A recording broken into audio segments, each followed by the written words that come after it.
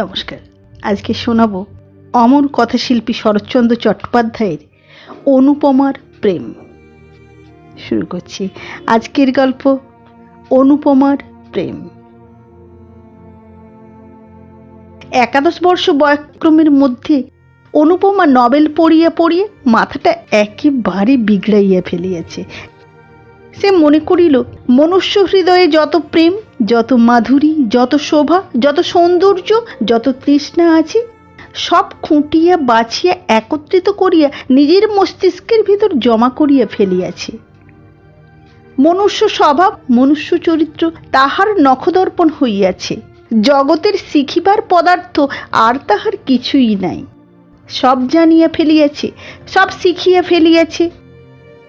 সতীত্বের জ্যোতি সে যেমন দেখিতে পায়, প্রণয়ের মহিমা সে যেমন বুঝিতে পারে, জগতে আর যে কেহ তেমন সমজদার আছে অনুপমা তাহা কিছুতেই বিশ্বাস করিতে পারে না। অনু ভাবিল সে একটি মাধবীলতা, সম্প্রতি মঞ্জুরিয়া উঠিতেছে। এ অবস্থায় অনু সহকার শাখা বেষ্টিতা না হইলে ফোটো ফোটো কুঁড়িগুলি কিছুতেই পূর্ণ বিকশিত হইতে পারিবে না। তাই খুঁজিয়া পাতিয়া একটি নবীন কান্তি সহকার মনোনীত করিয়া লইল এবং 2-4 দিবসেই তাহাকে মন প্রাণ জীবন যৌবন সব দিয়া ফেলিল। মনে মনে মন দিবার বা নিবার সকলেরই সমান অধিকার, কিন্তু জড়াইয়া ধরিবার পূর্বে সহকারটির মতামতের ঈষৎ প্রয়োজন হয়। এইখানেই মাধবীলতা কিছু বিপদে পড়িয়া গেল। নবীন নিরোধকান্তকে সে কেমন করিয়া জানাইবে যে সে তাহার মাধবীলতা ফুটনোর মুখ হইয়া দাঁড়াইয়া আছে। তাহাকে আশ্রয় না দিলে এখনই কুঁড়ির ফুল লইয়া মাটিতে লুটাইতে লুটাইতে প্রাণ ত্যাগ করিবে। কিন্তু একটি নবীন কান্তি সহকার এত জানিতে পারিল না। সে জানুক বা না জানুক, অনুপমার প্রেম উত্তরোত্তর বৃদ্ধি পাইতে লাগিল। অমৃতে গরল, সুখে দুঃখ, প্রণয়ে বিচ্ছেদ চিরপ্রসিদ্ধ। 2-4 দিবসে অনুপমা বিরহ ব্যথায় জর্জরিত তনু হইয়া মনে মনে বলিল, স্বামী তুমি আমাকে লও বা না লও, ফিরিয়ে চাহো বা না চাহো, আমি তোমার চিরদাসী। প্রাণ যায় তাহাও স্বীকার, কিন্তু তোমাকে কিছুতেই ছাড়িব না। এ জন্মে না পাই আর জন্মে নিশ্চয় পাইব, তোমাকে কিছুতেই ছাড়িব না। তখন দেখিবে সতীসাধ্যের ক্ষুদ্র বাহুতে কত বল। অনুপমা বড়লোকের মেয়ে, বাটি সংলগ্ন উদ্যানও আছে, মনোরম সরোবরও আছে, সেটা চাঁদও উঠে, পদ্মও ফুটে, কোকিলও গান গায়, মধুপ ঝংকার করে। এইখানে সে ঘুরিয়ে ফিরিয়ে বিরহ ব্যথা অনুভব করিতে লাগিল। এলো চুল করিয়া, অলঙ্কার খুলিয়া ফেলিয়া, গায়ে ধুলি মাখিয়া, প্রেমের যোগিনী সাজিয়া সরসীর জলে কখনো মুখ দেখিতে লাগিল, কখনো নয়ন জলে ভাসাইয়া গোলাপ পুষ্প চুম্বন করিতে লাগিল, কখনো অঞ্চল পাতিয়া তরুতলে শয়ন করিয়া হাহুতাস ও দীর্ঘশ্বাস ত্যাগ করিতে লাগিল। আহারে রুচি নাই, শয়নে ইচ্ছা নাই, সাজসজ্জায় ভীষণ বিরাগ, গল্প ও গুজবে রীতিমতো বিরক্তি। অনুপমা দিন দিন শুকাইতে লাগিল। দেখিয়ে শুনিয়া অনুর জননী মনে মনে প্রমাদ গণিলেন। এক বই মেয়ে নয়, তার আবার এ কি হইল? জিজ্ঞাসা করিলে সে যে কি বলে কেহ বুঝিতে পারে না। ঠোঁটের কথা ঠোঁটেই মিলাইয়া যায়। অনুর জননী এক দিবস জগবন্ধু বাবুকে বলিলেন, ওগো একবার কি চেয়ে দেখবে না, তোমার একটি বই মেয়ে নয়, সে যে বিনি চিকিৎসায় মরে যায়। জগবন্ধু বাবু বিস্মিত হইয়া বলিলেন, কি হলো ওর? তা জানেনে। ডাক্তার আসিয়া দেখিয়ে শুনিয়ে বলিলেন, অসুখ বিসুখ কিছু নাই। মা বলিলেন, তবে এমন হয়ে যাচ্ছে কেন? জগবন্ধুবাবু বিরক্ত হইয়া বলিলেন, তা কেমন করে জানবো? তবে মেয়ে আমার মরে যাক। এ তো বড় মুশকিলের কথা। জ্বর নেই, বালাই নেই, শুধু শুধু যদি মরে যায় তো আমি কি ধরে রাখবো? গৃহিণী শুষ্ক মুখে বড় বধূমাতার নিকট ফিরিয়ে আসিয়া বলিলেন, বৌমা অনু আমার এমন করে বেড়ায় কেন? কেমন করে জানবো মা? তোমাদের কাছে কি কিছু বলে না? কিচ্ছুটি না মা, কিচ্ছুটি বলে না। গৃহিণী প্রায় কাঁদিয়া ফেলিলেন। তবে কি হবে? না খেয়ে না শুয়ে এমন করে সমস্ত দিন বাগানে ঘুরে বেড়ালে কদিন আর বাঁচবে? তোরা বাচ্চা যা হোক একটা বিহিত করে দে, না হলে বাগানের পুকুরে একদিন ডুবে মরবো আমি। বড় বউ কিছুক্ষণ ভাবিয়া চিন্তিয়া বলিল, দেখে শুনে একটা বিয়ে দিয়ে দাও, সংসারের ভার পড়লে আপনিই সব সেরে যাবে। বেশ কথা, ঠিক বলেছ, তবে আজই এ কথা আমি কর্তাকে জানাবো। কর্তা এ কথা শুনিয়া অল্প হাসিয়া বলিলেন, কলিকাল, দাও, বিয়ে দিয়েই দেখো, যদি ভালো হয়। পরদিন ঘটক আসিল। অনুপমা বড়লোকের মেয়ে, তাহাতে রূপবতী, পাত্রের জন্য ভাবিতে হইল না। এক সপ্তাহের মধ্যেই ঘটক ঠাকুর পাত্র স্থির করিয়া জগবন্ধু বাবুকে সংবাদ দিলেন। কর্তা এ কথা গৃহিণীকে জানাইলেন, গৃহিণী বড় বউকে জানাইলেন, ক্রমে অনুপমাও শুনিল। দু একদিন পরে একদিন দ্বীপ্রহরের সময় সকলে মিলিয়া অনুপমার বিবাহের গল্প করিতেছিল। এমন সময় সে এলো চুলে আলুথালু বসনে একটা শুষ্ক গোলাপ ফুল হাতে করিয়া ছবিটির মতো আসিয়া দাঁড়াইল। অনুর জননী কন্যাকে দেখিয়া ঈষৎ হাসিয়া বলিলেন, মা যেন আমার যোগিনী সেজেছেন। বড় বউ ঠাকুরন একটু হাসিয়ে বলিল, বিয়ে হলে কোথায় সব চলে যাবে, দুটো একটা ছেলে মেয়ে হলে তো কথাই নেই। অনুপমা চিত্রাপিত্তের ন্যায় সকল কথা শুনিতে লাগিল। বউ আবার বলিল, মা, ঠাকুরজির বিয়ের কবে দিন ঠিক হলো? দিন এখনো কিছু ঠিক হয়নি মা। ঠাকুর জামাই কি পড়েন? এইবার বিয়ে পরীক্ষা দেবেন। তবে তো বেশ ভালো পর। একটু হাসিয়ে ঠাট্টা করিয়ে বলিল, দেখতে কিন্তু খুব ভালো না হলে ঠাকুরজির আবার পছন্দ হবে না মা। কেন পছন্দ হবে না? জামাই আমার বেশ দেখতে। এইবার অনুপমা একটু গ্রীবা বক্র করিয়া ঈষৎ হেলিয়া পদনখ দিয়া মৃত্তিকা খনন করিবার মতো করিয়া নখ খুঁড়িতে খুঁড়িতে বলিল, বিবাহ আমি করব না মা। জননী ভালো শুনিতে না পাইয়া জিজ্ঞাসা করিলেন, কি মা?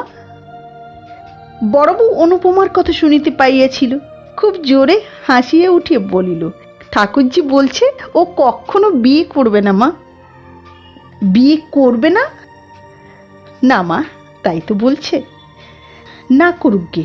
অনুর জননী মুখ টিপিয়া একটু হাসিয়া চলিয়া গেলেন।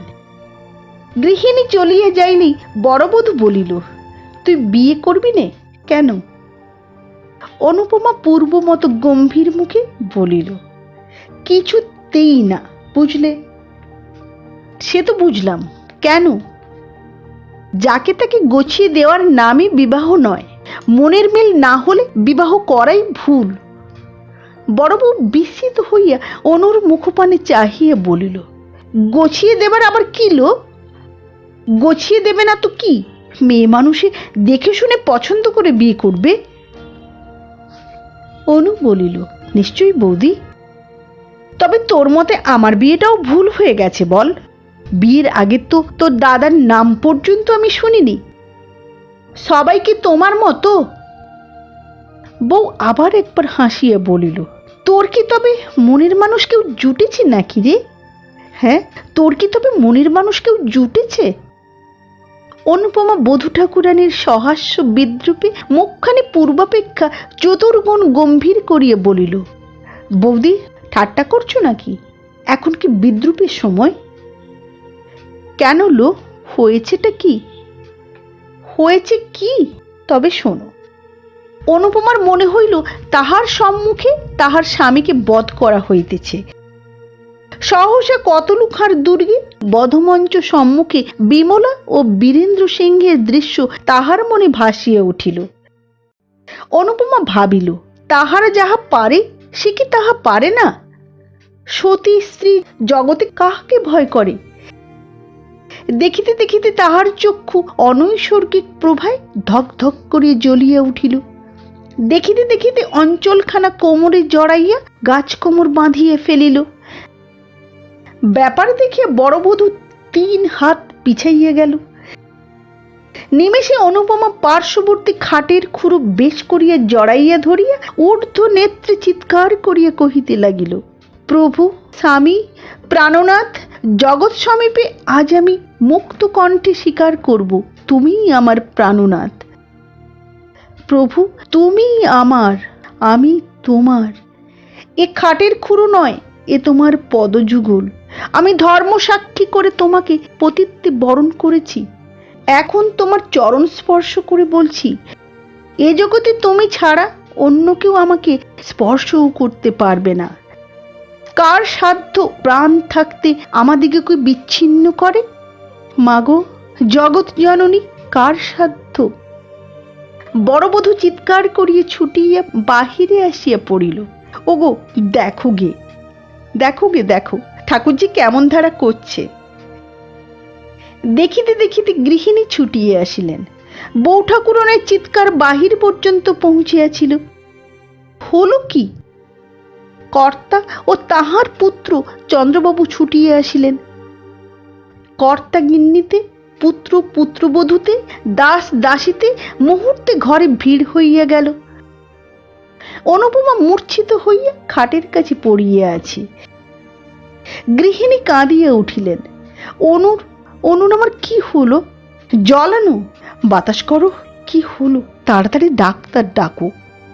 ইত্যাদি চিৎকারে পাড়ার অর্ধেক প্রতিবেশী বাড়িতে জমিয়া গেল। অনেকক্ষণ পরে চক্ষু উন্মিলন করিয়া অনুপমা ধীরে ধীরে বলিল, আমি কোথায়? তাহার জননী মুখের নিকট মুখ আনিয়া সস্নেহে বলিলেন, কেন মা, তুমি যে আমার কোলে শুয়ে আছো? অনুপমা দীর্ঘ নিঃশ্বাস ফেলিয়া মৃদু কহিল, ও, তোমার কোলে? ভাবছিলাম আমি আর কোথাও কোন স্বপ্ন রাজ্যে তার সঙ্গে ভেসে যাচ্ছি। দরবিগলিত অশ্রু তাহার গণ্ড বাহিয়া পড়িতে লাগিল। জননী তাহা মুছাইয়া কাতর হইয়া বলিলেন, কেন কাঁদছো মা? কার কথা বলছো মা? অনুপমা দীর্ঘ নিঃশ্বাস ফেলিয়া মৌন হইয়া রহিল। বড়বধূ চন্দ্রবাবুকে একপাশে ডাকিয়া বলিল, সবাইকে যেতে বলো, আর কোনো ভয় নেই, ঠাকুরজি ভালো হয়েছে। ক্রমশ সকলে প্রস্থান করিলে রাত্রে বড় বউ অনুপমার কাছে বসিয়া বলিল, ঠাকুরজি, কার সঙ্গে বিয়ে হলে তুই সুখী হোস? অনুপমা চক্ষু মুদ্রিত করিয়া কহিল, সুখ দুঃখ কিছুই নেই, সেই আমার স্বামী। তা তো বুঝি, কিন্তু কে সে? সুরেশ, সুরেশই আমার স্বামী। সুরেশ? ওই রাখাল মজুমদার ছেলে? সেই সুরেশই আমার স্বামী। রাত্রে গৃহিণী একথা শুনিলেন। পরদিন অমনি মজুমদারদের বাড়িতে আসিয়া উপস্থিত হইলেন। নানা কথার পর সুরেশের জননীকে বলিলেন, তোমার ছেলের সঙ্গে আমার মেয়ের বিয়ে দাও। সুরেশের জননী হাসিয়া বলিলেন, মন্দ কি? ভালো মন্দের কথা নয়, এ বিয়ে তোমায় দিতেই হবে। তবে সুরেশকে একবার জিজ্ঞাসা করে আসি, সে বাড়িতেই আছে। তার মত হলে কর্তারও অমত হবে না। সুরেশ বাড়ি থাকিয়া তখন বিয়ে পরীক্ষার জন্য প্রস্তুত হইতেছিল। এক মুহূর্ত তাহার কাছে 1 বৎসর। তাহার মা বিবাহের কথা বলিলে সে কানেই তুলিল না। গৃহিণী আবার বলিলেন, শুনো, তোকে বিয়ে করতে হবে। সুরেশ মুখ তুলিয়া বলিল, তা তো হবেই, কিন্তু এখন কেন? পড়ার সময় ওসব কথা আমার ভালো লাগে না মা। গৃহিণী অপ্রতিভ হইয়া বলিলেন, না না, পড়ার সময় কেন? এক্সামিন হয়ে গেলে বিয়ে হবে, কেমন? কোথায়? এই গাঁয়ে জগবন্ধু বাবুর মেয়ের সঙ্গে। কি? চন্দ্রের বোনের সঙ্গে, যেটাকে খুকি বলে ডাকতো? খুকি বলে ডাকবে কেন? তার নাম অনুপমা। সুরেশ অল্প হাসিয়া বলিল, হ্যাঁ হ্যাঁ, অনুপমা। দূর দূর, সেটা ভারী কুৎসিত। কুৎসিত হবে কেন? সে তো বেশ দেখতে। তা হোক বেশ দেখতে মা, এক জায়গায় শ্বশুর বাড়ি বাপের বাড়ি আমার ভালো লাগে না। মা বলিলেন, কেন, তাতে আর দোষ কি? দোষের কথায় কাজ নেই মা, তুমি এখন যাও, আমি একটু পড়ি, কিছুই এখনো হয়নি আমার। সুরেশের জননী ফিরিয়ে এসে বলিলেন, শুরু তো একগায়ে কিছুতেই বিয়ে করতে রাজি না। কেন? তা তো জানি নে বাপু।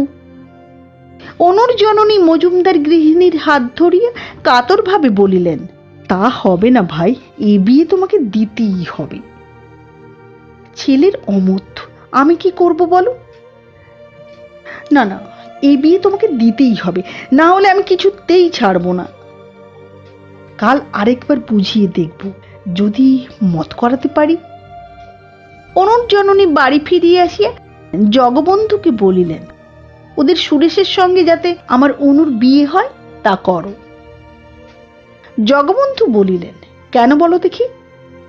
রায়গ্রামে তো একরকম সব ঠিক হয়েছে, সে সম্বন্ধ আবার ভেঙে কি হবে? ও তুমি বুঝবে না, কারণ আছে। কি কারণ?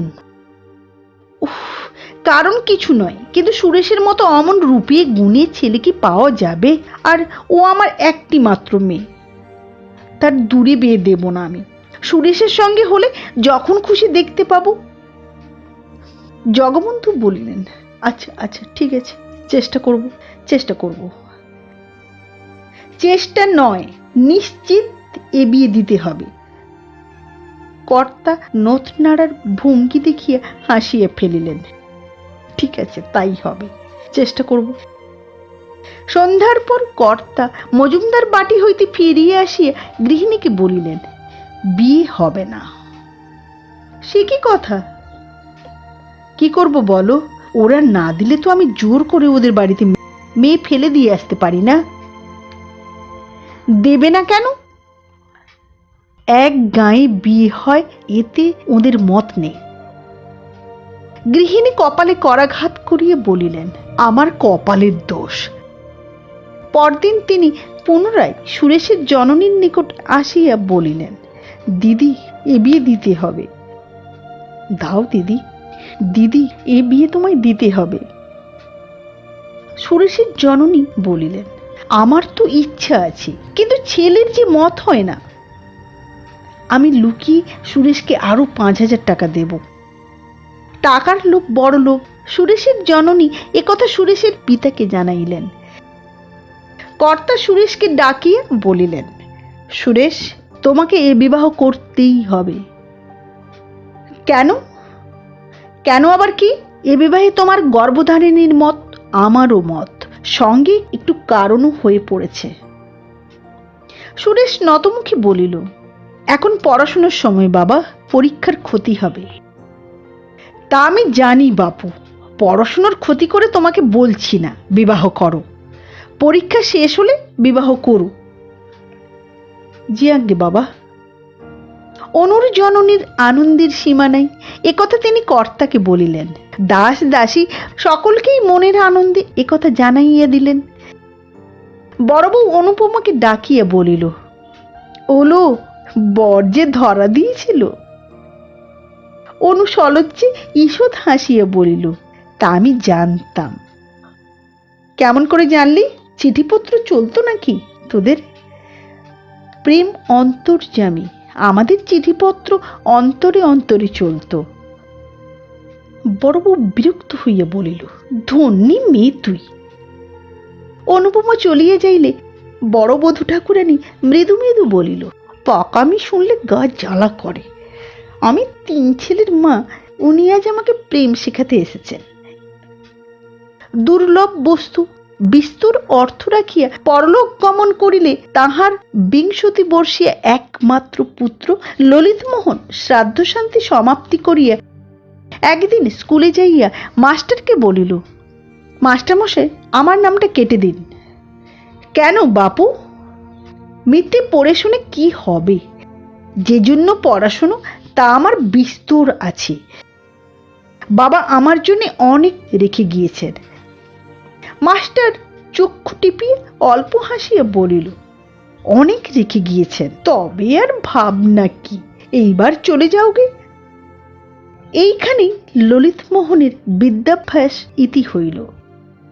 ললিতমোহনের কাঁচা বয়স, তাহাতে বিস্তর অর্থ, কাজেই স্কুল ছাড়িবা মাত্র বিস্তর বন্ধু জুটিয়া গেল। ক্রমে তামাক, সিদ্ধি, গাঁজা, মদ, গায়ক, গায়িকা ইত্যাদি একটির পর একটি করিয়া ললিতমোহনের বৈঠকখানা পূর্ণ করিল।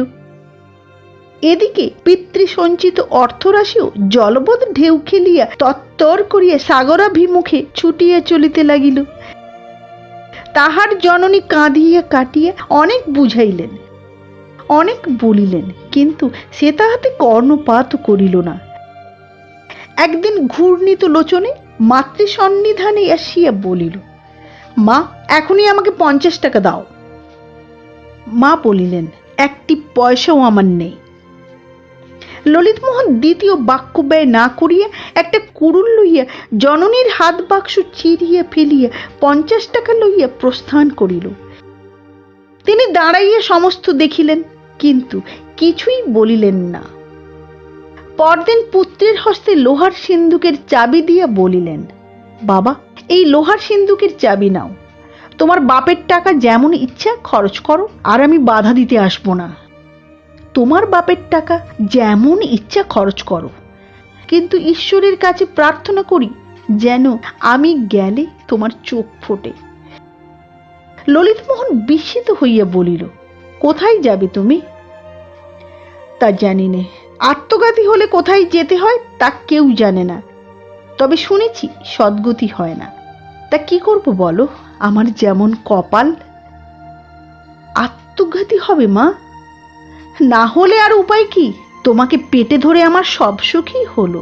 এখন নিত্যে নিত্যে তোমার লাথি ঝাঁটা খাওয়ার চেয়ে জমদূতের আগুন কুণ্ডও ভালো। ললিতমোহন জননীকে চিনিত, সে বিলক্ষণ জানিত যে তাহার জননী মিথ্যা ভয় দেখাইবার লোক নহেন। তখন কাঁদিয়া ভূমে লুটাইয়া পা জড়াইয়া ধরিয়া বলিল, মা, তুমি আমাকে মাপ করো, এমন কাজ আর কখনো করব না। তুমি থাকো মা, তুমি যেও না। জননী রুক্ষভাবে বলিলেন, তাও কি হয়? তোমার বন্ধু বান্ধব তারা সব যাবে কোথায়? আমি কাউকে চাইনি মা। মা, আমি কাউকে চাইনি। আমি টাকা কড়ি চাইনি, বন্ধু বান্ধব কিছুই চাইনি। শুধু তুমি থাকো মা। তোমার কথায় বিশ্বাস কি বাবা? তোমার কথায় বিশ্বাস কি? কেন মা, আমি তোমার মন্দ সন্তান তা বলে অবিশ্বাসের কাজ কি কখনো করেছি? তুমি এখন থেকে নিজ ইচ্ছা সুখে যা দেবে তার অধিক 1 পয়সাও চাইব না। ইচ্ছা সুখে তোমাকে 1 পয়সাও দিতে ইচ্ছে হয় না বাবা। কেননা এই 1 বছর 1.5 বছরের মধ্যে তুমি যত টাকা উড়িয়েছ তার অর্ধেকও কখনো তোমার জীবনে উপার্জন করতে পারবে না। তুমি আমাকে কিছুই দিও না মা। জননী কোমল হইলেন, না, অতটা তোমার সবে না। আমিও তাই ইচ্ছে করি নে। মাসে 100 টাকা পেলে তোমার চলবে কি? মাসে 100 টাকা পেলে স্বচ্ছন্দে চলবে মা। তবে তাই হোক, 100 টাকা করেই তোমাকে মাসে আমি দেব। 2-1 দিনের মধ্যেই তার বন্ধু বান্ধবেরা একে একে সরিয়ে পড়িতে লাগিল। ললিতমোহন 2-1 জনের বাড়িতে ডাকিতে গেল। কেহ বলিল কাল যাব, কেহ বলিল আজ কাজ আছে। ফলত কেহই আর আসিল না। এখন সে সম্পূর্ণ একা, একা মদ খায়, একা ঘুরিয়ে বেড়ায়। একবার মনে করিল আর মদ খাইবে না, কিন্তু সময় কিরূপে কাটিবে, কাজী মদ ছাড়া হইল না। একটা পথে সে প্রায়ই ঘুরিয়ে বেড়াইত। এ পথটা জগবন্ধু বাবুর বাগানের পার্শ্ব দিয়া অপেক্ষাকৃত নির্জন বলিয়া মদ খাইয়া এখানেই বেড়াইবার অধিক সুবিধা হইত। মাতাল বলিয়া তাহার গ্রামময় অখ্যাতি কাহারও বাটিতে যাওয়া ভালো দেখায় না। কাজী মদ খাইয়া নিজের সঙ্গে নিজে বেড়াইয়া বেড়াইত। আজকাল তাহার আরেকজন সঙ্গী জুটিয়াছে, সে অনুপমা। আসিতে যাইতে সে প্রায়ই দেখে তাহারই মতো অনুপমাও বাগানের ভিতর ঘুরিয়া বেড়ায়। অনুপমাকে সে বাল্যকাল হইতে দেখিয়া আসিতেছে, কিন্তু আজকাল তাহাকে যেন একটু নূতনত্ব দেখিতে পায়। জগবন্ধু বাবুর বাগানের প্রাচীরের এক অংশ ভগ্ন ছিল, সেইখানে একটা গাছের পাশে দাঁড়াইয়া দেখে অনুপমা উদ্যানময় ঘুরিয়া বেড়াইতেছে। কখনো বা তরুতলে বসিয়া মালা গাঁথিতেছে, কখনো বা ফুল তুলিতেছে। এক এক সময় বা সরসীর জলে পদদ্বয় ডুবাইয়া বালিকা সুলভ ক্রীড়া করিতেছে, দেখিতে তাহার বেশ লাগে। ইতস্তত বিক্ষিপ্ত চুলগুলি, অযত্ন রক্ষিত দেহলতা, আলুথালু বসন ভূষণ ও সকলের উপর মুখখানি তাহার মদের চোখে একটি পদ্ম ফুলের মতো বোধ হইত। মাঝে মাঝে তাহার মনে হয় জগতে সে অনুপমাকে সর্বাপেক্ষা অধিক ভালোবাসে। রাত্রি হইলে বাড়িতে গিয়া শয়ন করে। যতক্ষণ নিদ্রা না হয় ততক্ষণ অনুপমার মুখী মনে পড়ে।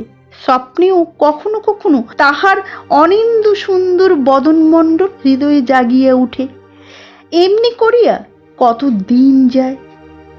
জগবন্ধু বাবুর উদ্যানের সেই ভগ্ন অংশটিতে বৈকাল হইতে বসিয়া থাকা আজকাল তাহার নিত্যকর্ম হইয়া দাঁড়াইয়াছে।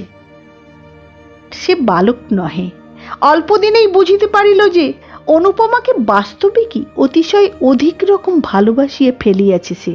কিন্তু এরূপ ভালোবাসায় লাভ নাই সে জানিত। সে মাতাল, সে অপদার্থ, মূর্খ, সে সকলের ঘৃণিত জীব। অনুপমার কিছুতেই যোগ্য পাত্র নহে। শত চেষ্টাতেও তাহাকে পাওয়া সম্ভব নয়। তবে আর এমন করিয়া মন খারাপ করিয়া লাভ কি? কাল হইতে আর আসিবে না, কিন্তু থাকিতেও পারিত না। সূর্য অস্তগত হইলে সে মদটুকু খাইয়া সেই ভাঙা পাঁচিলটির উপর আসিয়া বসিত। এর ভিতরে একটা কথা আছে, কাহাকেও ভালোবাসিলে মনে হয় সেও বুঝি আমাকে ভালোবাসে। আমাকে কেন ভালোবাসিবে না? অবশ্য একথা প্রতিপন্ন করা যায় না। একদিন ললিতমোহন প্রাচীরে উঠিয়াছে, এমন সময় চন্দ্রবাবুর চোখে পড়িল। চন্দ্রবাবু দারোয়ানকে হাঁকিয়া বলিলেন, উস্কো পাকড়ো, উস্কো পাকড়ো, উস্কো পাকড়ো। দারোয়ান প্রথমে বুঝিতে পারিল না কাহাকে ধরিতে হইবে। পরে যখন বুঝিল, ললিতবাবুকে তখন সেলাম করিয়া 3 হাত পিছাইয়া দাঁড়াইল। চন্দ্রবাবু পুনরায় চিৎকার করিয়া বলিলেন, উস্কো উস্কো পাকড়ো, থানা মে দেও। দারোয়ান আধা বাংলা আধা হিন্দিতে বলিল, আমি নেহি পারবে বাবু। ললিতমোহন ততক্ষণে ধীরে ধীরে প্রাচীর টপকাইয়া প্রস্থান করিল। সে চলিয়া যাইলে চন্দ্রবাবু বলিলেন, কাহে নেই পাকড়া? কেউ কাহে নেই পাকড়া? দারোয়ান চুপ করিয়া রহিল। একজন মালি ললিতকে বিলক্ষণ চিনিত। সে বলিল, ও বেটা ভোজপুরের সাধ্য কি ললিতবাবুকে ধরে? ওর মতো 4টে দারোয়ানের মাথা ওর এক ঘুষিতে ভেঙে যায়। দারোয়ানও তাহা অস্বীকার করিল না, বলিল, বাবু নকরি করনে আয়া না জান দেনে আয়া, বলো। চন্দ্রবাবু কিন্তু ছাড়িবার পাত্র নহেন। তিনি ললিতের উপর পূর্ব হইতেই বিলক্ষণ চটা ছিলেন। এমন সময় সুযোগ পাইয়া সাক্ষী জুটাইয়া অনধিকার প্রবেশ এবং আরও কত কি অপরাধে আদালতে নালিশ করিলেন। জগবন্ধু বাবু ও তাহার স্ত্রী উভয়ই এই মোকদ্দমা করিতে নিষেধ করিলেন, কিন্তু চন্দ্রনাথ কিছুতেই শুনিলেন না। বিশেষত মর্মপীড়িতা অনুপমা জিদ করিয়া বলিল যে পাপীকে শাস্তি না দিলে তাহার মন কিছুতেই সুস্থির হইবে না। ইন্সপেক্টর বাড়িতে আসিয়া অনুপমার এজাহার লইল। অনুপমা সমস্তই ঠিকঠাক বলিল। শেষে এমন দাঁড়াইল যে ললিতের জননী বিস্তর অর্থ ব্যয় করিয়াও পুত্রকে কিছুতেই বাঁচাইতে পারিলেন না। 3 বৎসর ললিতমোহনের সশ্রম কারাবাসের আদেশ হইয়া গেল। বিয়ে পরীক্ষার ফল বাহির হইয়াছে। সুরেশচন্দ্র মজুমদার একেবারে প্রথম হইয়াছে। গ্রামময় সুখ্যাতির একটা রুই রুই শব্দ পড়িয়া গিয়েছে। অনুপমার জননীর আনন্দের সীমা নাই। আনন্দে সুরেশের জননীকে গিয়া বলিলেন, নিজের কথা নিজে বলতে নেই, কিন্তু দেখো দেখি আমার মেয়ের পয়। সুরেশের মা সহাস্যে বলিলেন, তা তো দেখছি। একবার বিয়ে হোক, তারপর দেখিস দিদি, তোর ছেলে রাজা হবে। অনু যখন জন্মায় তখন একজন গণৎকার এসে গুণী বলেছিল যে এই মেয়ে রানী হবে। অত সুখে কেউ কখনো থাকেনি, কেউ থাকবেও না, যত সুখ তোমার মেয়ের হবে। কে বলেছিল? একজন সন্ন্যাসী। কিন্তু তুমি তোমার জামাইকে একখানা বাড়ি কিনে দিও। তা দেব না? চন্দ্রকে আমি পেটের ছেলে বলেই জানি, কিন্তু অনুরোধ কর্তার অর্ধেক বিষয় পাওয়া উচিত। আমি বেঁচে থাকতে তা ও পাবে।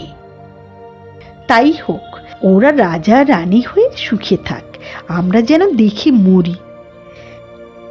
2 দিন পরে রাখাল মজুমদার পুত্রকে ডাকিয়ে বলিলেন, এই বৈশাখে তোমার বিবাহের দিন স্থির করলাম। এখন বিবাহ হয় আমার একেবারে ইচ্ছে নয় বাবা। কেন? এখন বিবাহে দোষ কি? আমি গিলক্রিস্ট স্কলারশিপ পেয়েছি, তাতে আমি ইচ্ছে করলে বিলাতে গিয়ে পড়তে পারি। তুমি বিলাত যাবে? হ্যাঁ বাবা, আমার তাই ইচ্ছা। পড়ে পড়ে তোমার মাথা খারাপ হয়ে গিয়েছে, অমন কথার মুখেও এনো না। বিনা পয়সায় যখন এই সুবিধা পেয়েছি তখন দোষ কি বাবা? রাখালবাবু এই কথায় একেবারে অগ্নিশর্মা হইয়া উঠিলেন। নাস্তিক বেটা, দোষ কি? পরের পয়সায় যদি বিষ পাওয়া যায় তো খেতে হবে।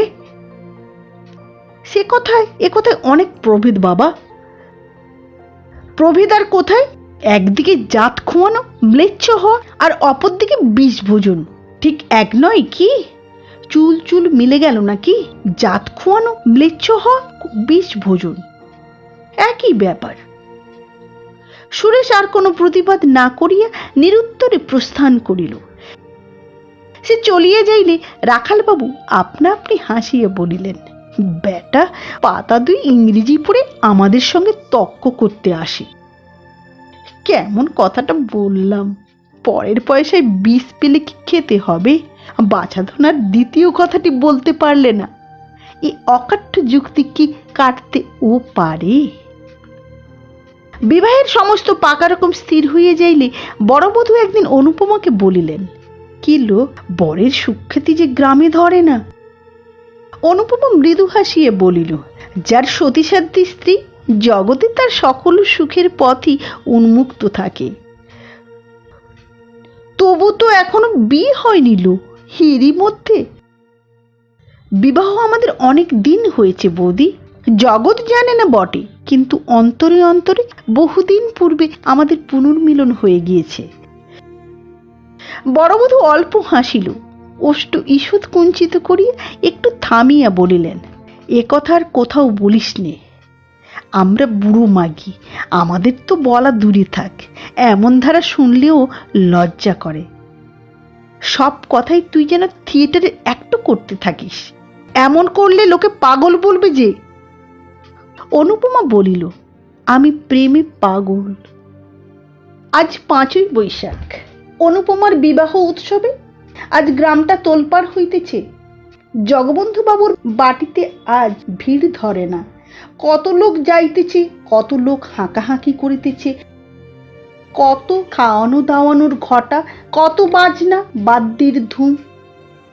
যত সন্ধ্যা হইয়া আসিতে লাগিল, ধুমধাম ততই বাড়িয়া উঠিতে লাগিল।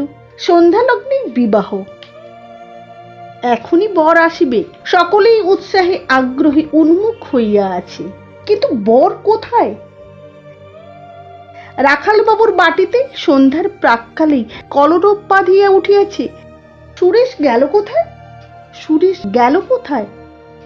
এখানে খোঁজ, ওখানে খোঁজ, এদিকে দেখো, ওদিকে দেখো, কিন্তু কেহই সুরেশকে খুঁজিয়া বাহির করিতে পারিতেছে না। কুসংবাদ পৌঁছিতে বিলম্ব হয় না। বজ্রাগ্নির মতো এ কথা জগবন্ধু বাবুর বাটিতে উড়িয়া আসিয়া পড়িল। বাড়ির শুদ্ধ লোক সকলেই মাথায় হাত দিয়ে বসিয়া পড়িল। সে কি কথা, সে কি কথা! 8টার সময় বিবাহের লগ্ন, কিন্তু 9টা বাজিতে চলিল। কোথায় বর? কোথাও বরের সন্ধান পাওয়া যাইতেছে না। জগবন্ধু বাবু মাথা চাপড়াইয়া ছুটাছুটি করিয়া বেড়াইতে লাগিলেন।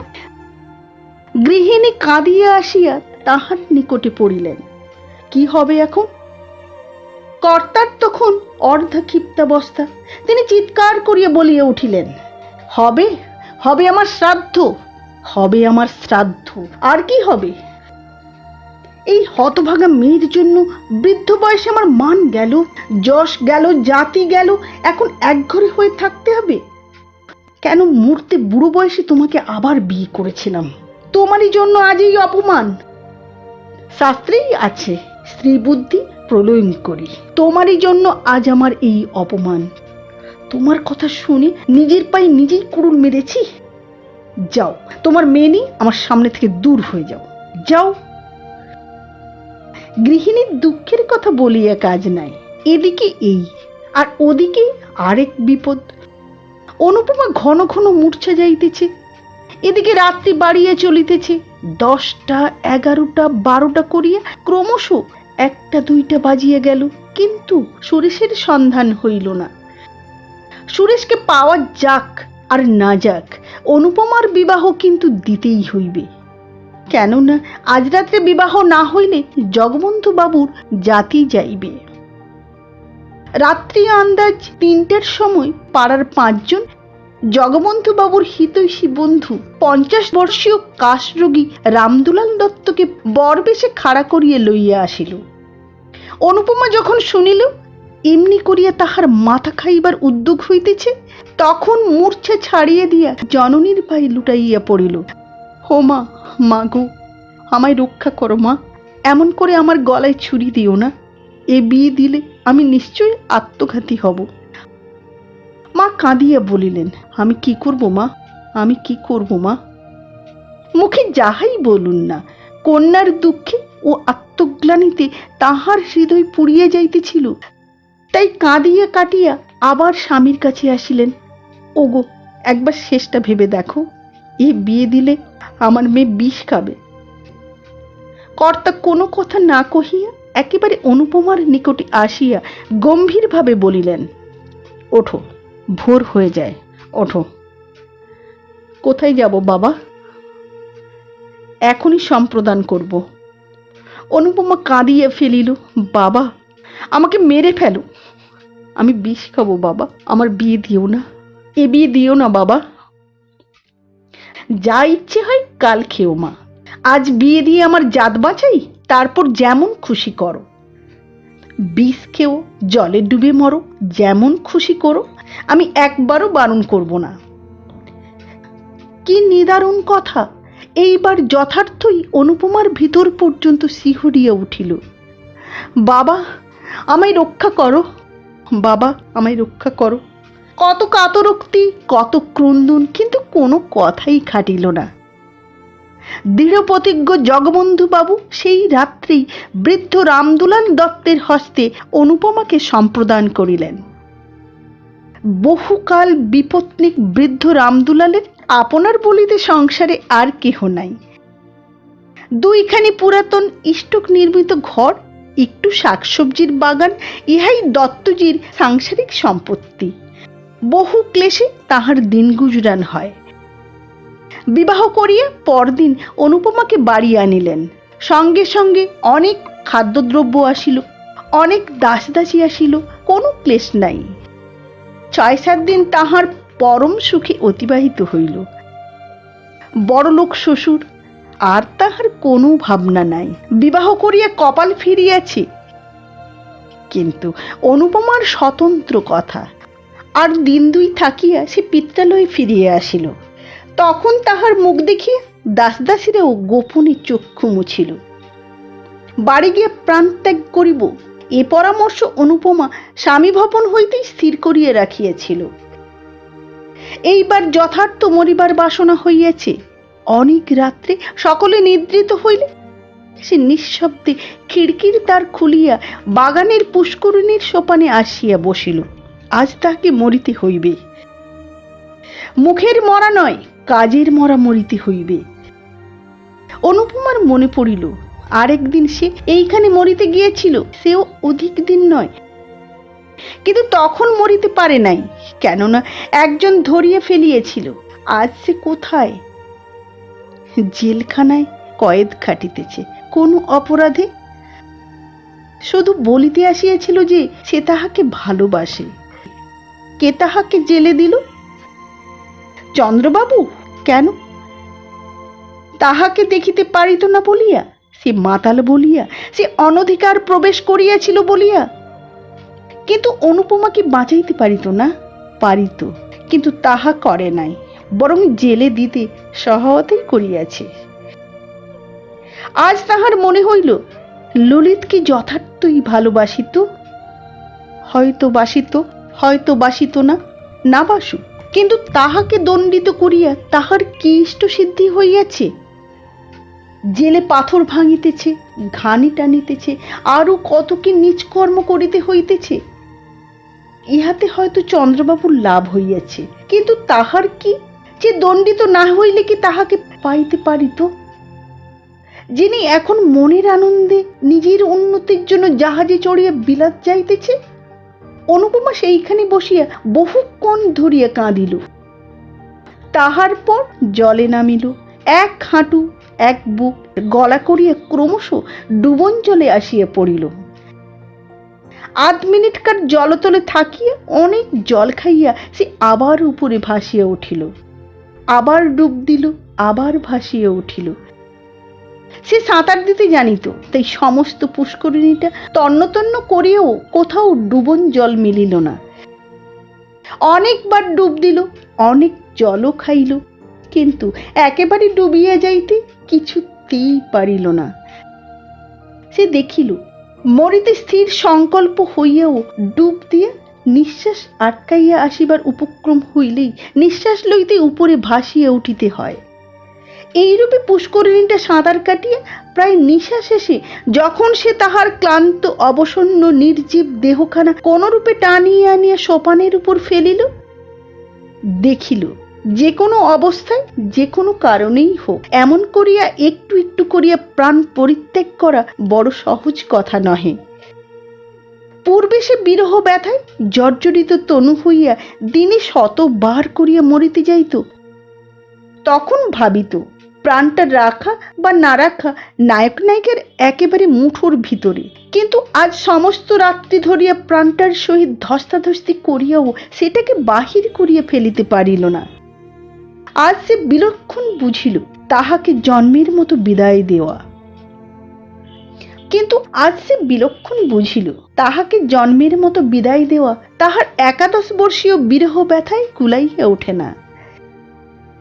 ভোরবেলায় যখন সে বাটি আসিল তখন তাহার সমস্ত শরীর শীতে কাঁপিতেছে।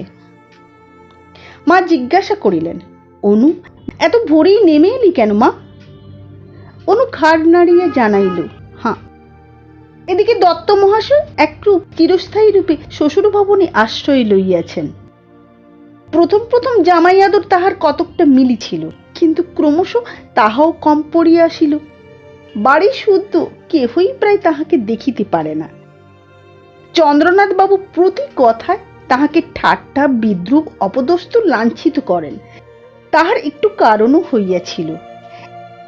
একে তো চন্দ্রবাবুর হিংসা পরবশ অন্তঃকরণ, তাহাতে আবার অকর্মণ্য জামাতা বলিয়া জগবন্ধু বাবু কিছু বিষয় আশয় দিয়া যাইবেন বলিয়াছিলেন। অনুপমা কখনো আসে না, শাশুড়ি ঠাকুরানী কখনো সে বিষয়ে তত্ত্ব লন না। তথাপি রামদুলালের মনের আনন্দে দিন কাটিতে লাগিল। যত্ন আত্মীয়তায় তিনি বড় একটা ধার ধারিতেন না, যাহা পাইতেন তাহাতেই সন্তুষ্ট হইতেন। তাহার উপর দুবেলা পরিতোষজনক আহার ঘটিতেছে, বৃদ্ধাবস্থায় দত্ত মহাশয় ইহাই যথেষ্ট বলিয়া মানিয়া লইতেন। কিন্তু তাহার সুখ ভোগ করিবার অধিক দিনও আর বাকি ছিল না। একে জীর্ণ শীর্ণ শরীর, তাহার পর পুরাতন সখা কাশরোগ অনেকদিন হইতে তাহার শরীরে আশ্রয় গ্রহণ করিয়া বসিয়া আছে। প্রতি বৎসরই শীতকালে তাহাকে স্বর্গে লইয়া যাইবার জন্য টানাটানি করিত। এবারও শীতকালে ভীষণ টানাটানি করিতে লাগিল। জগবন্ধু বাবু দেখিলেন যক্ষা রামদুলালের অস্থিমজ্জায় প্রতি গ্রন্থিতে গ্রন্থিতে ছড়াইয়া পড়িয়াছে। পাড়াগাঁয়ে সুচিকিৎসা হইবে না জানিয়া কলিকাতায় পাঠাইয়া দিলেন। সেখানে কিছুদিন সুচিকিৎসার পর সতীসাধ্যী অনুপমার কল্যাণে 2 বৎসর ঘুরিতে না ঘুরিতেই সদানন্দ রামদুলাল সংসার ত্যাগ করিলেন। তথাপি অনুপমা একটু কাঁদিল। স্বামী মরিলে বাঙালির মেয়েকে কাঁদিতে হয়, তাই কাঁদিল। তাহার পর স্বইচ্ছায় সাদা থান পরিয়া সমস্ত অলঙ্কার খুলিয়া ফেলিল। জননী কাঁদিতে কাঁদিতে বলিলেন, অনু, তোর এ বেশ তো আমি চোখে দেখতে পারি না, অন্তত হাতে একজোড়া বালাও রাখ। তা হয় না মা, বিধবার অলঙ্কার পড়তে নেই। কিন্তু তুই কচি মেয়ে। তাহা হোক, বাঙালির মেয়ে বিধবা হইলে কচি বুড়ি সমস্ত এক হইয়া যায়। জননী আর কি বলিবেন, শুধু কাঁদিতে লাগিলেন। অনুপমার বৈধব্যে লোকে নূতন করিয়া শোক করিল না। 2-1 বৎসরেই যে সে বিধবা হইবে তাহা সকলেই জানিত। কেহ বলিল, মরার সঙ্গে বিয়ে দিলে কি আর সধবা থাকে? কর্তাও একথা জানিতেন, গৃহিণীও বুঝিতেন, তাই শোকটা নূতন করিয়া হইল না। যাহা হইবার তাহা বিবাহরাত্রেই হইয়া গিয়াছে। স্বামীকে ভালোবাসিত না, জানিল না, শুনিল না, তথাপি অনুপমা কঠোর বৈধব্য ব্রত পালন করিতে লাগিল। রাত্রে জলস্পর্শ করে না, দিনে এক মুষ্টি স্বহস্তে সিদ্ধ করিয়া লয়। একাদশীর দিন নিরম্ব উপবাস করে। আজ পূর্ণিমা, কাল অমাবস্যা, পরশু শিবরাত্রি, এমন করিয়া মাসের 15 দিন সে কিছুই খায় না।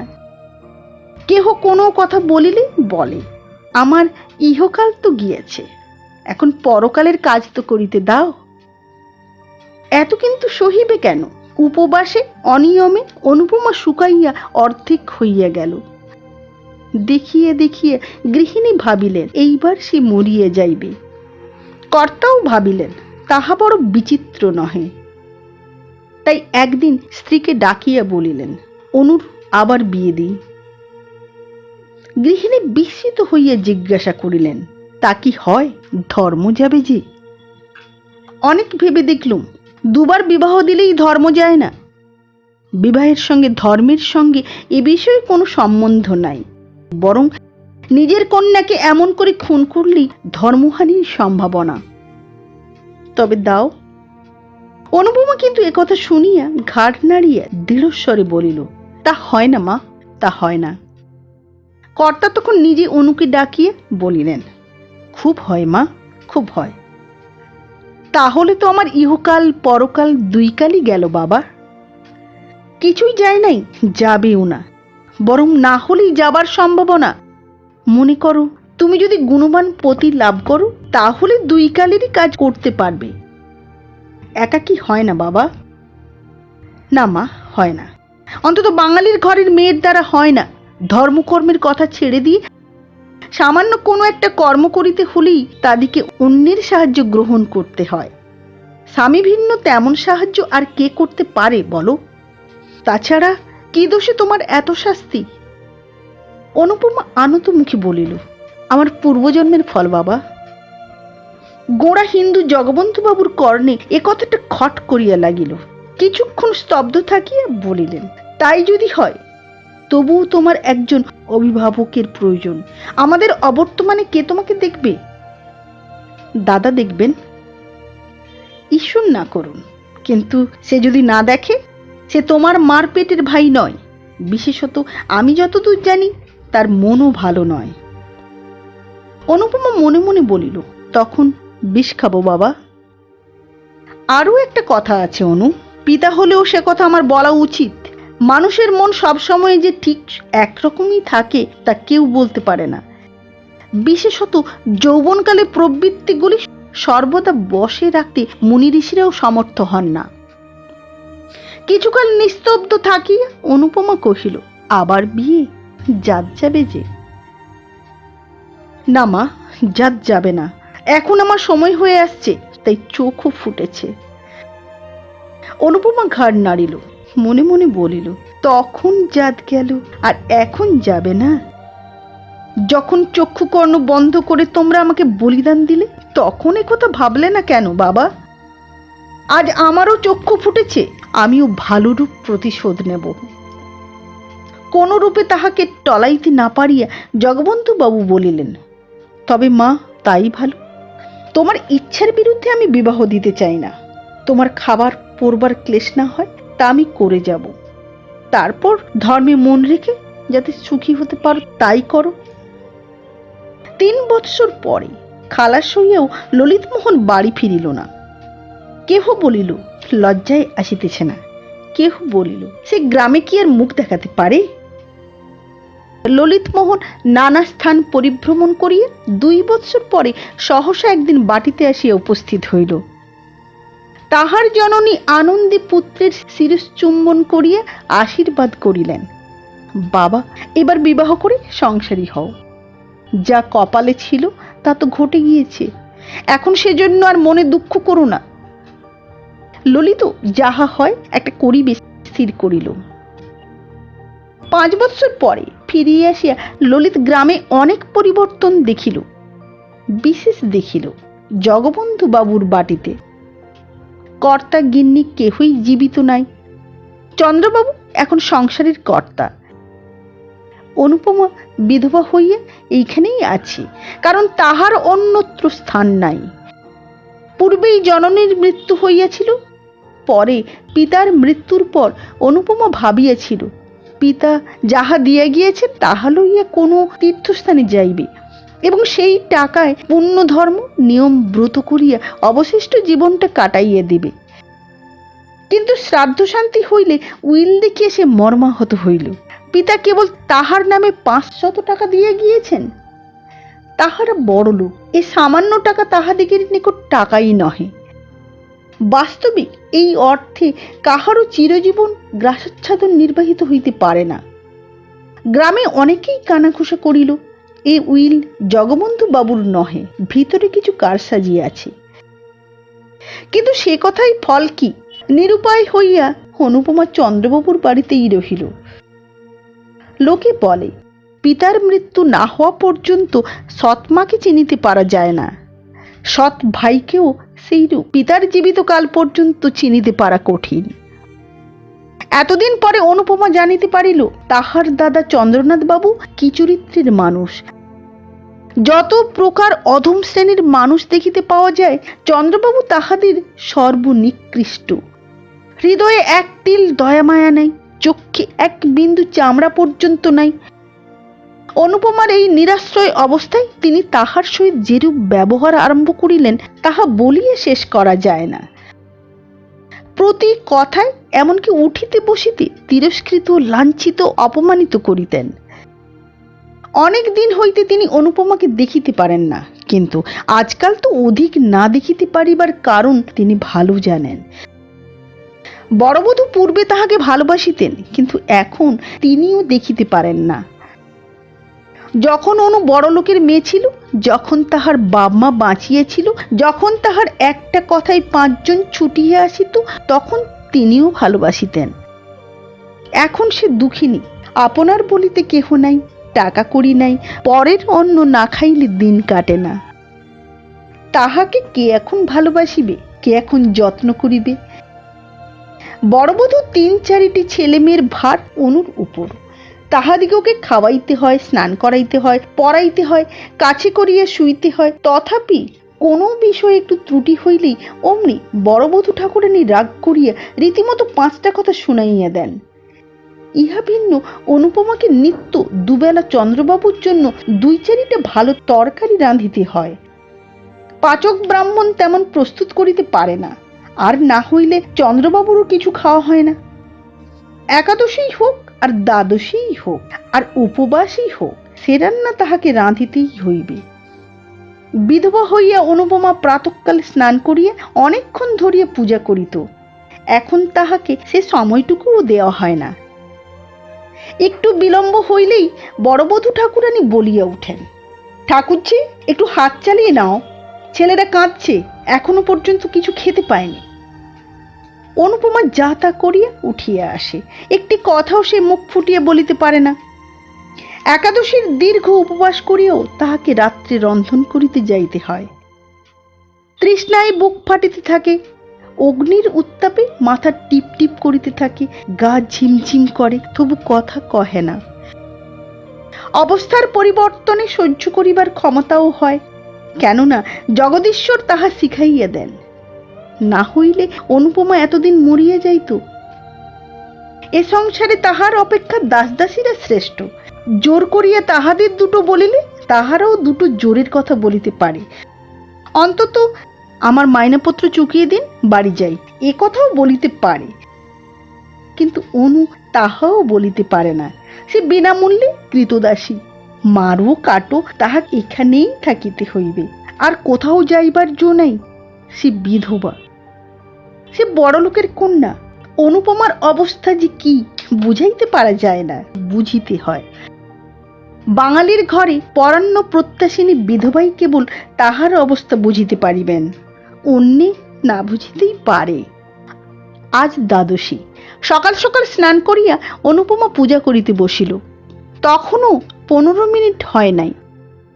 বড়বধূ ঘরের বাহির হইতেই একটু বড় গলায় বলিলেন, ঠাকুরজি, ঠাকুরজি, তোমার কি আজ সমস্ত দিনই হবে না? এমন করে চলবে না বাপু। অনুপমা শিবের মাথায় জল দিতেছিল, কথা কহিল না। বড়বধূ 10 মিনিট পরে পুনর্বার ঘুরিয়ে আসিয়া সেইখান হইতেই চিৎকার করিলেন, এত পুণ্যি ছালায় আঁটবে না গো, অত পুণ্যি করো না।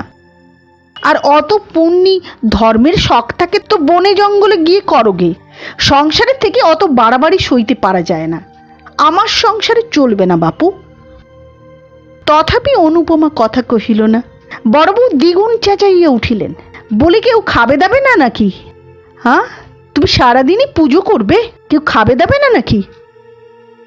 অনুপমা হস্তস্থিত বিল্লপত্র নামাইয়া রাখিয়া বলিল, আমার অসুখ হয়েছে আজ, আজ আমি কিছুই পারবো না বৌদি। পারবে না? তবে সবাই উপোস করুক। পারবে না। অনুপমা ধীর স্থির ভাবে বলিল, উপোস কেন করবে সবাই? আমি ছাড়া কি লোক নেই? ঠাকুরের কি হলো? তার জ্বর হয়েছে, আর উনি ঠাকুরের রান্না খেতে পারেন না, জানো না? অনুপমা এমনি স্থির ভাবে বলিল, না পারেন তুমি রেঁধে দাও গে। আমি রাঁধবো? মাথার যন্ত্রণায় প্রাণ যায়। একটা কবিরাজ 24 ঘন্টা আমার পিছনে লেগে আছে, আর আমি আগুনের তাতে যাব? আমি রান্না করব?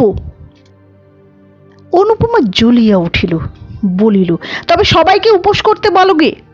আমি আজ পারবো না। তাই যাই, তোমার দাদাকে কথা জানাই গে। আর তোমার অসুখ হবে কেন? এই নিয়ে ধুয়ে এলে, এখনই গিলবে, কুটবে, আর বড় ভাইকে একটু রেঁধে খাওয়াতে পারবে না? না, পারিনি। বড় বউ, আমি তোমাদের কেনা বাঁধি নই যে যা মুখে আসবে তাই বলবে। আমি এসব কথা দাদাকে জানাবো। বড় বউ মুখ ভঙ্গি করিয়া বলিল, তাই জানাও গে, তোমার দাদা এসে আমার মাথাটা কেটে নিয়ে যাক।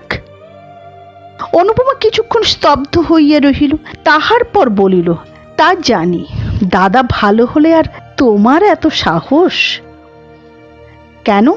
তিনি কি করেছেন? কি খেতে দিচ্ছেন, পড়তে দিচ্ছেন, আবার কি করবেন?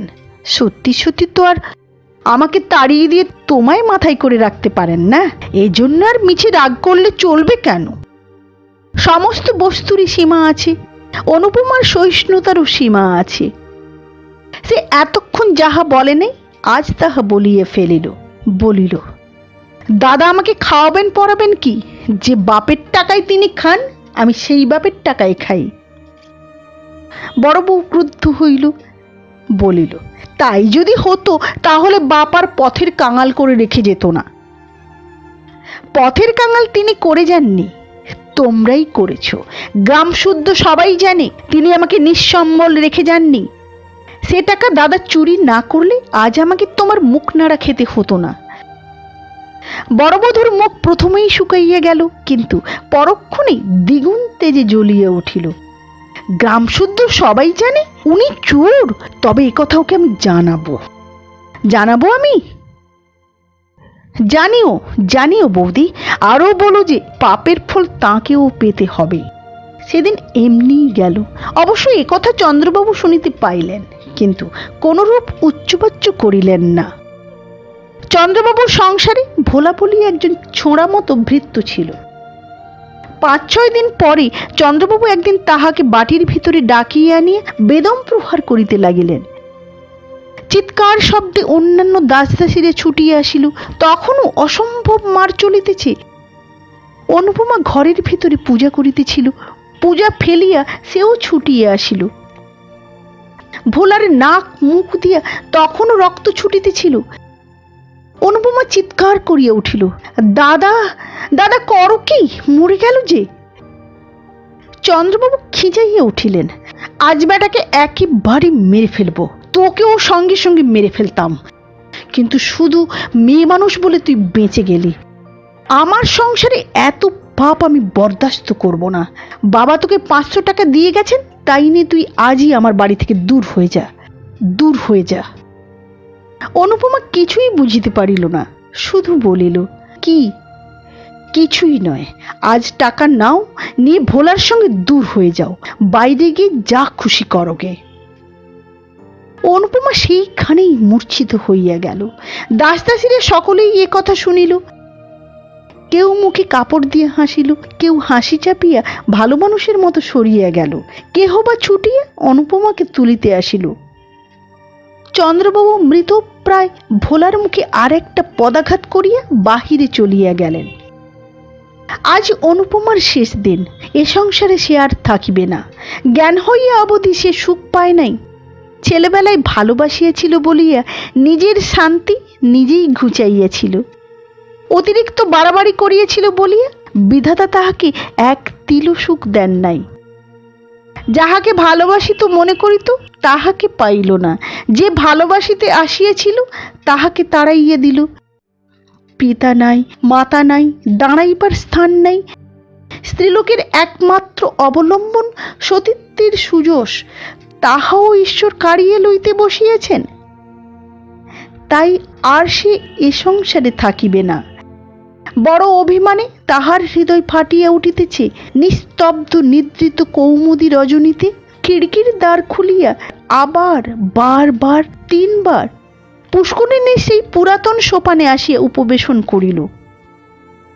এবার অনুপমা চালাক হইয়াছে, আরবার সন্তরণ শিক্ষাটা তাহাকে মরিতে দেয় নাই। এবার তাহা বিফল করিবার জন্য কাকে কলসি লইয়া আসিয়াছে। এবার পুষ্করিণীর কোথায় ডুবন জল আছে তাহা বাহির করিয়া লইবে। এবার নিশ্চয় ডুবিয়া মরিবে। মরিবার পূর্বে পৃথিবীকে বড় সুন্দর দেখায়। ঘরবাড়ি, আকাশ, মেঘ, চন্দ্র, তারা, জল, ফুল, লতা, বৃক্ষ সব সুন্দর হইয়া উঠে। যেদিকে চাও সেই দিকেই মনোরম বোধ হয়। সব যেন অঙ্গুলি তুলিয়া বলিতে থাকে, মরিও না, মরিও না। দেখো আমরা কত সুখে আছি, তুমিও সহ্য করিয়া থাকো, একদিন সুখী হইবে। না হয় আমাদের কাছে এসো, আমরা তোমাকে সুখী করিব। অনর্থক বিধাত্রী দত্ত আত্মাকে নরকে নিক্ষেপ করিও না। মরিতে আসিয়াও মানুষ তাই অনেক সময় ফিরিয়ে যায়। আবার যখন ফিরিয়ে দেখে জগতে তাহার এক তিলও সুখ নাই, অসীম সংসারে দাঁড়াইবার এক বিন্দু স্থান নাই, আপনার বলিতে এক জন নাই, তখন আবার মরিতে চাহে, কিন্তু পরক্ষণেই কে যেন ভিতর হইতে বলিতে থাকে, ছি ছি, ফিরিয়ে যাও, এমন কাজ করিও না। মরিলেই কি সকল দুঃখের অবসান হইল? কেমন করিয়া জানিলে ইহা অপেক্ষা আরো গভীর দুঃখে পতিত হইবে না? মানুষ অমনি সংকুচিত হইয়া পশ্চাতে হটিয়া দাঁড়ায়। অনুপমার কি এসব কথা মনে হইতেছিল না? কিন্তু অনুপমা তবুও মরিবে, কিছুতেই আর বাঁচিবে না। পিতার কথা মনে হইল, মাতার কথা মনে হইল, সঙ্গে সঙ্গে আরেকজনের কথা মনে হইল। যাহার কথা মনে হইল সে ললিত। যাহারা তাকে ভালোবাসিত তাহারা সকলেই একে একে চলিয়া গিয়েছে। শুধু একজন এখনো জীবিত আছে। সে ভালোবাসিয়েছিল, ভালোবাসা পাইতে আসিয়াছিল, হৃদয়ের দেবী বলিয়া পূজা দিতে আসিয়াছিল। অনুপমা সে পূজা গ্রহণ করে নাই এবং অপমানিত করিয়া তাড়াইয়া দিয়াছিল। শুধু কি তাই, জেলে পর্যন্ত দিয়াছিল। ললিত সেখানে কত ক্লেশ পাইয়াছিল, হয়তো অনুপমাকে কত অভিসম্পাতি করিয়াছিল। তাহার মনে হইল নিশ্চিত সেই পাপেই এত ক্লেশ, এত যন্ত্রণা। সে ফিরিয়া আসিয়াছে, ভালো হইয়াছে, মদ ছাড়িয়াছে, দেশের উপকার করিয়া আবার যশ কিনিতেছে। সে কি আজও তাহাকে মনে করে? হয়তো করে না, হয়তো বা করে, কিন্তু তাহাতে অনুপমার কি? তাহার যে কলঙ্ক রটিয়েছে তিনি কি তাহা শুনিয়েছেন? যখন গ্রাম্যই রটি বেজে আমি কলঙ্কিনী হইয়া ডুবিয়াছি, কাল যখন আমার দেহ জলের উপর ভাসিয়া উঠিবে, ছি ছি, কত ঘৃণায় তার ওষ্ঠ কঞ্চিত হইয়া উঠিবে। অনুপমা অঞ্চল দিয়ে গলদেশে কলসি বাঁধিল। এমন সময় কে একজন পশ্চাৎ হইতে ডাকিল, অনুপমা, অনুপমা। অনুপমা চমকাইয়া ফিরিয়া দেখিল একজন দীর্ঘাকৃতি পুরুষ স্থির হইয়া দাঁড়াইয়া আছে। আগন্তুক আবার ডাকিল। অনুপমার মনে হইল এ স্বর আর কোথাও শুনিয়াছে, কিন্তু স্মরণ করিতে পারিল না, চুপ করিয়া রহিল। অনুপমা, আত্মহত্যা করো না। অনুপমা কোনো কালেই বীড়াবনত লজ্জাপতি লতা নহে। সে সাহস করিয়া বলিল, আমি আত্মহত্যা করব আপনি কি করে জানলেন? তবে গলায় কলসি বেঁধেছ কেন? অনুপমা মৌন হইয়া রহিল। আগন্তুক ঈষৎ হাসিয়া বলিল, আত্মঘাতী হলে কি হয় জানো? কি? অনন্ত নরক। অনুপমা শিহরিয়া উঠিল, ধীরে ধীরে কলসি খুলিয়া রাখিয়া বলিল, এ সংসারে আমার স্থান নাই। ভুলে গিয়েছ? আমি মনে করে দিচ্ছি। প্রায় 6 বৎসর পূর্বে ঠিক এই স্থানে একজন তোমাকে চিরজীবনের জন্য স্থান দিতে চেয়েছিল, স্মরণ হয়? অনুপমা লজ্জায় রক্তমুখী হইয়া বলিল, হয় হয় হয়। এ সংকল্প ত্যাগ করো অনুপমা। আমার কলঙ্ক রটেছে। আমার বাঁচা, আমার মরা এ সংসারের দায় নয়। আমার আর বাঁচা হয় না। মরলেই কি কলঙ্ক যায় অনুপমা? অনুপমা বলিল, যাক না যাক আমি তা শুনতে যাব না। ভুল বুঝেছ অনুপমা। মরলে এ কলঙ্ক চিরকাল ছায়ার মতো তোমার নামের পাশে ঘুরে বেড়াবে। বেঁচে দেখো, এ মিথ্যা কলঙ্ক কখনো চিরস্থায়ী হবে না। কিন্তু কোথায় গিয়ে বেঁচে থাকবো আমি? আমার সঙ্গে চলো। অনুপমার একবার মনে হইল তাহাই করিবে, চরণে লুটাইয়া পড়িবে। বলিবে, আমাকে ক্ষমা করো। বলিবে, তোমার অনেক অর্থ, আমাকে কিছু ভিক্ষা দাও, আমি গিয়া কোথাও লুকাইয়া থাকি। পরে অনেকক্ষণ মৌন থাকিয়া ভাবিয়া চিন্তিয়া বলিল, আমি যাব না। কথা শেষ হইতে না হইতেই অনুপমা জলে ঝাঁপাইয়া পড়িল। অনুপমা জ্ঞান হইলে দেখিল সুসজ্জিত হর্মে পালঙ্কের উপর সে শয়ন করিয়া আছে, পার্শ্বে ললিত মোহন। অনুপমা চক্ষু উন্মিলন করিয়া কাতস্বরে বলিল, কেন আমাকে বাঁচালে? কেন কেন আমাকে বাঁচালে? নমস্কার। ভালো লাগলে লাইক করুন, সাবস্ক্রাইব করুন, শেয়ার করুন। আবার দেখা হবে আগামী পর্বে একটি নতুন গল্প নিয়ে। নমস্কার।